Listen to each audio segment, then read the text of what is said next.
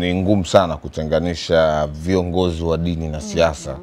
Na uzuri amejenga hoja yake kuanzia chini kabisa kwenye historia ya nchi, kwa maana ya wako viongozi wa dini ambao walikuwa ni wanasiasa na walitumika kwa ajili ya kupigana uhuru.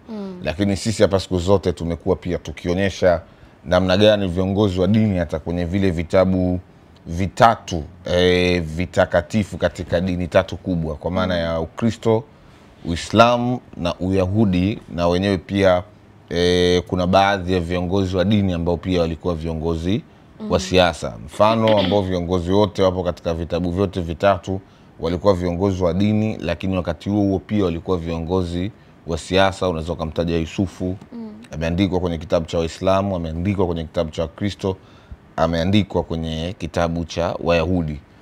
Unaweza kumtaja Daudi, unaweza kumtaja Suleiman, hata Musa pia alikuwa ni kiongozi wa dini, kwa maana ndo alikuwa anatoa maagizo kwa wana wa Israeli baada ya kwenda huko mlimani. Lakini pia kwa wakati ule pia alikuwa ni kiongozi wa kisiasa, kwa sababu ndo alikuwa anatumika kuongoza kundi uhamishoni.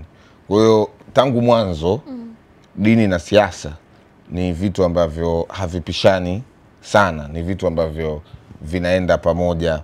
Ingawa katika wale ambao wanaopinga hiyo hoja ni sawa, zipo baadhi ya nchi ambazo ni nadra sana kukuta viongozi wa dini wanakuwa wanasiasa, lakini wanaingia katika siasa kama washauri. Kwa mfano katika nchi labda ya Urusi ni ngumu kukuta kiongozi wa dini anakuwa mwanasiasa, lakini Uingereza pale mfalme ndo mkuu wa kanisa la Anglikana duniani.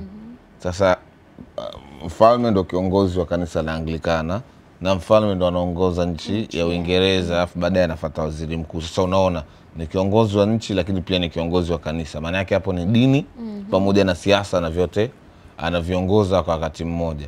Lakini hata enzi za Ottoman Empire, wakati Uturuki ni dola kubwa inaitwa Ottoman, viongozi wa dini ndio ambao walikuwa viongozi wa siasa.